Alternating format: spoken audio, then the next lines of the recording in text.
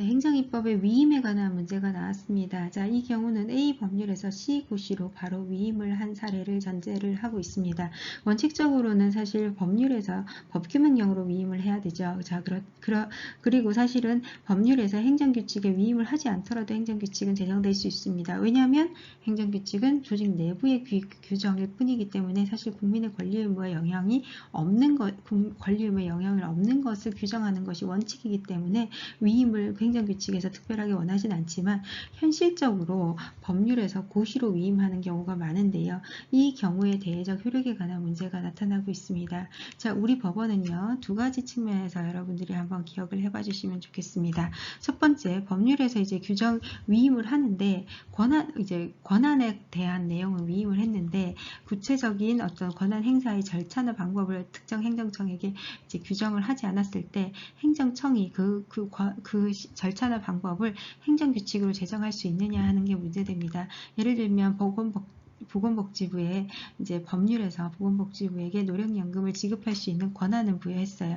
자, 그런데 절차나 방법에 대해서는 구체적으로 정하지 않았습니다. 그래서 보건복지부에서 고시로 그 방법을 정할 수 있느냐 하는 건데요. 이에 대해서 우리 법원은 행정규칙으로도 그 구체적인 사항을 규정을 할 수는 있다, 이렇게 판단을 했습니다. 자, 그런데 위임을 만약에 했는데 그 위임을 범위를 내용적으로 벗어나서 규정을 하게 되는 경우에는 대외적 구속력을 인정하지 않고 있습니다. 자, 그리고 위임의 내용뿐만 아니라 형식도 다시 한번 볼 수 있는데요. 법률에서 예를 들어서 시행규칙으로 위임했는데 시행규칙 형태로 만들라고 위임을 했는데 행정청이 그냥 임의로 고시로 규정을 해버려요. 그런 경우에는 효력이 인정되지 않습니다. 자, 이 부분은 형식에 관한 내용에 관한 거죠. 이 부분은 형식에 관한 거고요. 여기는 이제 위임의 방법에서 이렇게 하더라도 이제 행정규칙으로 구체적 사항을 규정할 수 있다라는 것을 적고 있습니다. 자, 요 세 가지 원칙을 여러분들이 기억을 하시고요. 그 다음에 문제를 보시겠습니다. A 법률이 이제 B 행정청에게 내용을 구체적으로 할 수 있는 권한을 부여하면서 절차나 방법을 특정하지 않았어요. 그러면 C 고시로 그 내용을 이제 구체적으로 할 수 있느냐라는 거죠. 구체화할 수는 있습니다. 그런데 C 고시의 규정 내용적인 걸 다시 한번 보는데요. 규정 내용이 A 법률의 위임 범위를 벗어났어요. 그런 경우에는 대외적 구속력을 인정할 수 없습니다. 자, 요거 두 개를 기억에 넣은 거죠. 그쵸? 자, 그 다음에 디귿을 보시면요. A 법률이 시행규칙 형식으로 제정하도록 위임을 했는데 행정청이 임의로 고시 형식으로 규정을 했습니다. 자, 이러한 경우에는 대외적 효력이 인정되지 않습니다. 그래서 틀린 지문입니다. 자, 그러면 3, 4, 5번도 다시 보실 수 있겠죠. 자, 상위법령에서 위임을 했는데 그 위임 범위를 벗어난 행정입법은 효력이 인정되지 않습니다. 예를 들어서 상위법령에 이건 형식에 관한 건데요. 이건 내용에 관한 거고요. 자, 상위법령에서 시행규칙으로 위임했지만 고시로 행정청이 임의로 고시로 정했어요. 그러한 경우에도 효력이 인정되지 않습니다. 자, 이건 효력에 관한 건데요. 법률이 이제 위헌 결정을 받아서 효력이 없어지면 그 위임을 받으러서 제정된 행정입법도 효력이 상실됩니다. 자, 이 5가지 여러분들 꼭 기억을 해봐 주시기 바랍니다. 자, 오늘날 법률에서 고시의 형식으로 바로 위임하는 경우가 많죠. 그렇죠? 자, 이에 대해서 우리 법원은 뭐라고 했냐면요. 의회가 제정한 법률에서 구체적 범위를 정해서 위임을 하는 것은 가능하고 법률에서 설사 행정규칙으로 위임을 하더라도 그것이 국회 입법의 원칙에 반하는 것은 아니다라고 보았습니다. 자, 그래서 무효이다라고 쓰면 틀린 표현이죠. 자, 그 다음에 A 법률에 근거해서 C 고시가 제정된 경우에 A가 위헌 결정이 이루어지면 C 고시는 당연히 효력이 상실된다는 내용 배웠습니다. 네, 청소년보호법상 과징금 부과 처분과 같은 사례입니다. 이 사례들이 계속 반복해서 변형되어서 나오고 있는데요. 자, 요 사례 같은 경우는 어디를 변형했는지를 보시면 좋겠습니다. 먼저 시행규칙에 근거하고 있습니다. 우리가 지금까지는 시행령에 근거하는 문제를 봤습니다. 시행령에 근거한다는 것은 대통령령 형식으로 제정된 제재적 처분 기준이라는 뜻이죠. 자, 이 경우에는 대외적 효력이 인정됐습니다. 법규성이 인정이 되었기 때문에요.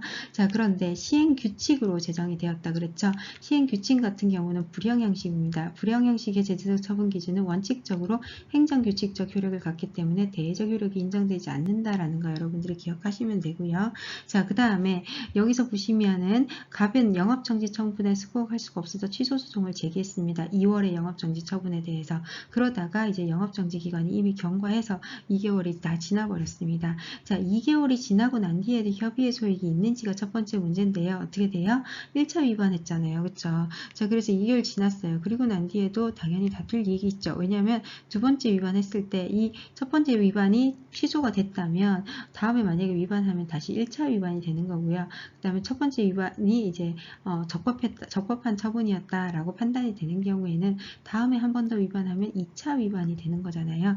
따라서 당사자 입장에서는 그 영업정지 기간이 이미 도과했다 하더라도 이 첫 번째 처분이 제대로 되었는지에 대해서 다툴 만한 이익이 여전히 남아 있습니다. 그래서 소의 이익은 여전히 있다 이렇게 기억하시면 좋겠습니다. 자, 그 다음에 두 번째 그 다음에 이 시행규칙 처분 기준은 내부 사무 처리 기준을 적합한 행정규칙이다라고 했습니다. 왜냐하면 이것은 맞는 질문이죠. 왜냐하면 이것은 불형 형식으로 제정되었기 때문에 원칙적으로 행정규칙적 성격을 갖게 됩니다. 자, 그 다음에 영업정지 처분이 적법한지 여부는 이 시행규칙에 합치하는 것인지 여부에 따라 판단해야 되나요? 아니죠. 왜냐하면 행정규칙은 뭐예요? 원칙적으로 내부적 효력만 있는 거잖아요. 불형형식의 제재적 처분 기준은 행정규칙이기 때문에 이를 반드시 따라야 하는 것은 아닙니다. 그렇죠? 자, 그래서 이것도 틀린 질문입니다. 자, 리엘 보시면요. 갑에게 소의 이익이 인정될 수 있는지 여부는 이것의 법적 성격이 법규명령이나 행정규칙인지에 따라서 인지 여부와 무관하다라고 했는데 이거 옳은 질문입니다.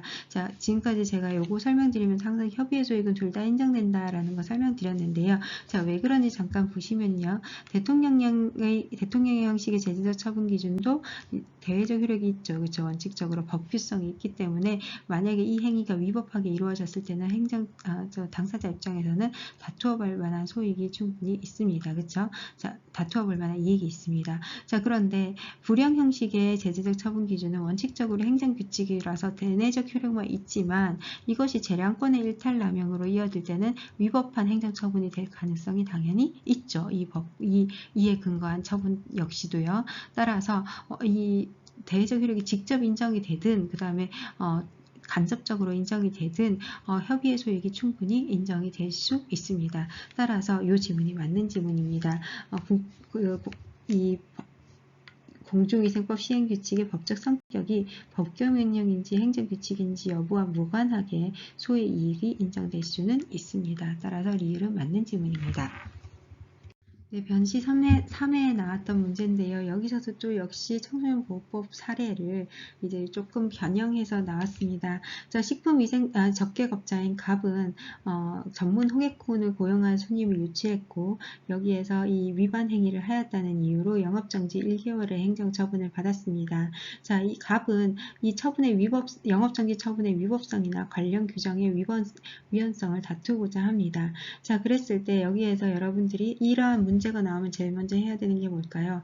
바로 근거가 되는 법률의 형식을 보는 거죠. 자, 식품위생법상 시행규칙으로 시행규칙입니다. 자, 물론 법률의 위임을 받은 거고요. 자, 시행규칙은 뭐죠? 시행령이 아니고 시행규칙이죠. 시행령은 대통령의 형식이고 시행규칙은 불형의 형식인데요. 자, 이게 총리령인 경우는 사실 명시적으로 판례가 없기 때문에 총리령인 경우에는 어떠하다라고 판단을 하긴 어렵지만 대통령령까지만 법규 명령성을 인정했잖아요. 우리 대법원에서. 그러니까 총리령도 행정규칙적 성격을 갖는다라고 추측을 할 수는 있습니다. 그런데 우리 판례에서 명확하게 총리령 형식은 어떠한 거다라고 판단을 한 적은 없습니다.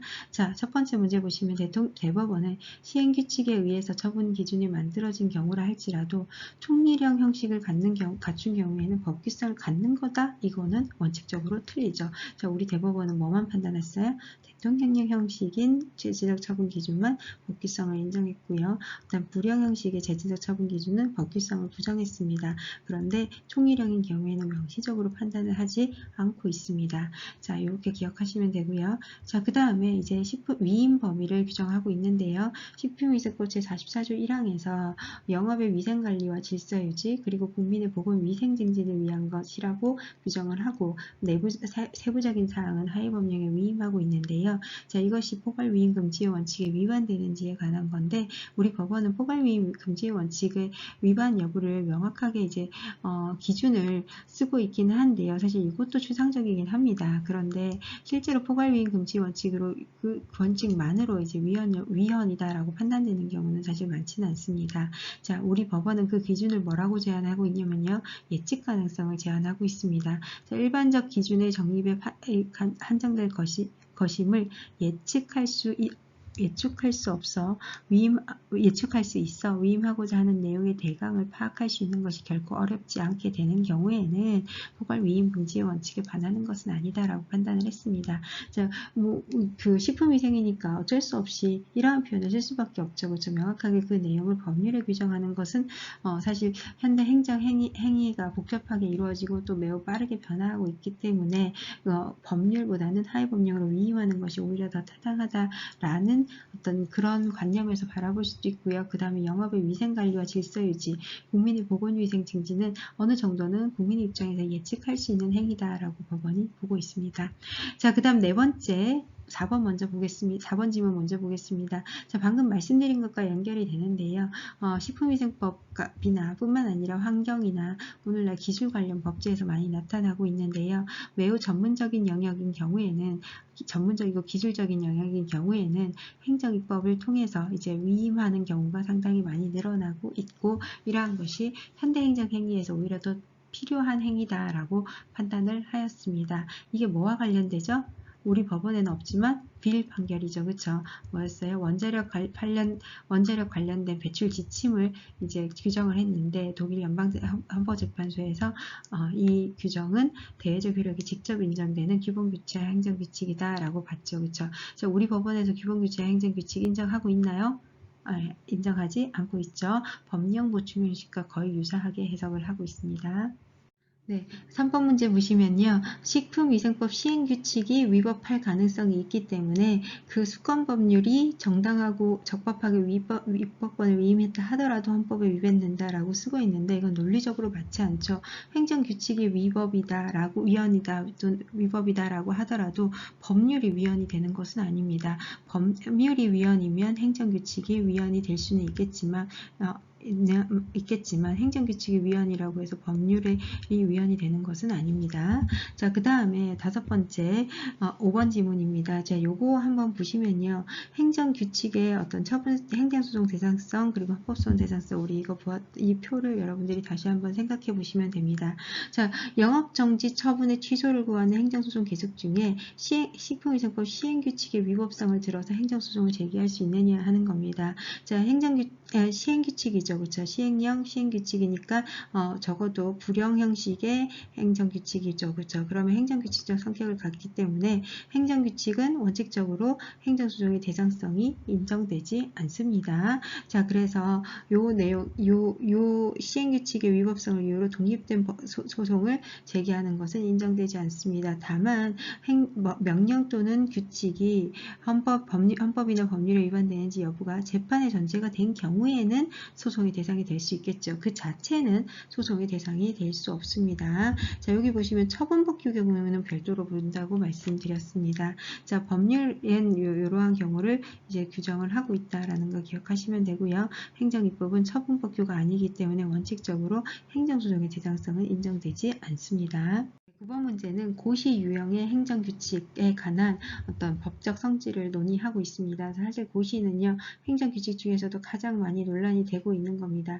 쉽게 행정청 입장에서는 고시 형태로 행정입법을 발령하고 싶은 유혹에 많이 빠지게 됩니다. 자, 그런데 그로 인하여 국민의 기본권이나 또는 권리 의무를 침해하는 경우가 상당히 많이 현대 행정행위에서 발생하고 있기 때문에 이 고시 행위를 오히려 입법 영역으로 포섭시키자라는 의견 이전으로 만들어진 게 행정규제기본법입니다. 이러한 행정규제기본법에서는 오히려 전문 기술적인 사항이거나 경미한 사항인 경우에는 그냥 고시로 만들 수 있도록 좀 근거를 마련해 두자라는 취지로 만들었고요. 그러한 고시의 유형에 대해서 행정규제기본법에서 오히려 열기를 하고 있습니다. 훈령, 예교육, 고시, 공고를 포함한다라고 예시를 오히려 두고 있습니다. 자, 그 다음에 그래서 기억은 맞는 표현입니다.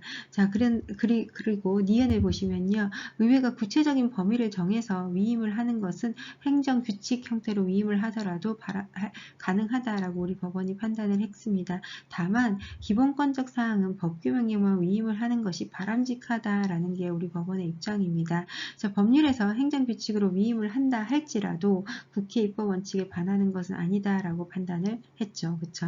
자, 그래서 이 내용을 니은에서 쓰고 있는데요. 헌법재판소는 훈령으로 법규사항을 규정하는 것은 상위법령이 있더라도 인정이 되지 않는다는 게 아니라 행정규칙 형식으로 위임을 하더라도 그것이 국회 입법의 원칙에 반하는 것은 아니다라고 오히려 반대로 판단을 했습니다. 어쩔 수 없는 행정규칙 형식으로 제정되는 현실을 받아들이고 이것에 대한 효력을 오히려 법원에서 이것에 대한 어떤 이러한 형태, 위임만 있다면 적어도 인정을 해버리는 형태로 이제 가고 있는 겁니다. 자, 바람직하진 않겠지만요. 자, 그 다음에 법률 유보의 범위에 속하는 사항을 상위법의 위임 없이 규정하는 것은 원칙적으로 인정이 되지 않습니다. 그렇죠? 이에 대해서는 부속력을 가질 수 없다라는 게 옳은 질문입니다. 자, 그래서 결국은 여러분들이 고시는요, 법률에서 바로 위임이 있든 어쨌든 위임이 있어야 돼요. 그렇죠? 그래야지 그래도 적어도 위임이 있을 때는 효력을 인정할 수 있다라고 보고 있습니다. 자, 고시 등에 대해서 판례는 이를 규범규칙, 행정규칙이라고 본다. 자, 요거 여러분들 한 번만 좀 기억해 주시면 좋겠습니다. 사실 뭐 많이 나올 것 같지는 않은데요. 기본규칙 행정규칙은 빌 판결이었잖아요. 독일 연방해명재판소에서 만든. 자, 그래서 이 경우에는 이제 학설에서는 사실 많이 논의를 하고 있는데 우리 판례에서는 명시적으로 규범규칙 행정규칙이라는 표현을 쓰지 않고 법률보충적 규칙이라는 형식으로 평가를 하고 있습니다. 자, 그 다음에 미음을 보시면 고시 등은 비록 법령의 근거를 둔 것이라 할지라도 규정 내용이 법령의 위임 범위를 벗어난다. 자, 당연히 이거는 내용상 한계를 벗어난 것이기 때문에 대의적 효력이 인정되지 않습니다. 자, 요거 고시에 관한 내용을 정리한 문제니까 여러분들이 한번 봐주시기 바랍니다. 네, 고시의 법적 성격에 관한 문제가 나왔는데요. 고시에 관한 판례 입장에 관한 문제가 이제 변시에 출제될 수 있을지에 대해서는 조금 한 번 더 생각해 볼 수 있을 것 같습니다. 이 문제는 모의고사 시험에 나왔던 건데요. 그 이유는 고시가 굉장히 이제 여러분들이 실무에 나가시면 많이 만나게 되시고 그래서 실제로 여러분들이 고시를 접하게 되면 이 내용은 국민에게 상당히 영향을 많이 미친다. 따라서 법령보충 규칙으로 해석이 돼서 대의적 부속력이 인정될 가능성이 있겠다. 또는 이 내용 같은 경우에는 직접적으로 국민들에게 영향을 미치기는 어렵기 때문에 법령보충 규칙으로 인정되기는 어렵겠다라는 걸 여러분들이 판단을 하실 수는 있어요. 그리고 법 체계적으로도 이제 해석 위임의 근거나 이러한 내용들을 기준으로 판단을 할 수 있는데 그런데 이제 변시를 준비하시는 분들 입장에서는 공부하시는 과정에서는 사실 이게 쉽지는 않습니다. 자, 그래서 대표적으로 유명한 판례, 그래서 모의시험에 나왔던 판례를 중심으로 간단하게 보시도록 하겠습니다. 자, 먼저 식품위생법 허가 기준과 경품 제공업소 경품 취급 기준입니다. 자, 이건 식품위생법 영업허가 기준은 식품위생법 규정에 따라서 보건사회부 장관이 발령한 거고요. 자, 이것은 실질적으로 법의 규정 내용과 결합해서 대외적 효력이 있는 법규명령적 성질을 갖는다라고 했습니다. 식품 제조업을 하기 위해서 사인이 허가를 신청하고 이 허가를 인정하기 위한 기준인 겁니다. 행정청에서 허가를 하기 위한 기준이죠. 결국은 허가를 하기 위한 기준이니까 국민 입장에서는 허가를 받아야 되니까 국민에게 영향을 미치는 어떤 기준으로 작용할 수 있겠죠. 자, 그리고 그래서 상위법령과 결합하여 대외적 효력이 있다라고 보고 있고요. 그 다음에 게임 제공업소 경품 취급 기준입니다. 이것도 마찬가지로 게임 제공업소에서 경품을 취급하면 그것으로 인하여 직접적으로 그와 관련된 국민들 입장에서는 영향을 받게 되겠죠. 자, 그래서 이 두 가지는 법령 보충 규칙으로서 법규 명령적 고시다 라고 분류가 됩니다. 자, 반면에 이제 좀 새로운 개념인데요. 좀 다른 개념인데요. 향정신병 치료제 요양급여 적용 기준입니다. 자, 이것은 보건복지부에서 발령하는 기준인데요. 이 보건복지부 기준은 요양급여의 적용 기준 및 방법에 관한 세부적인 사항을 규율하고 있습니다. 자, 이것을 우리 법원에서는 어떻게 봤냐면요.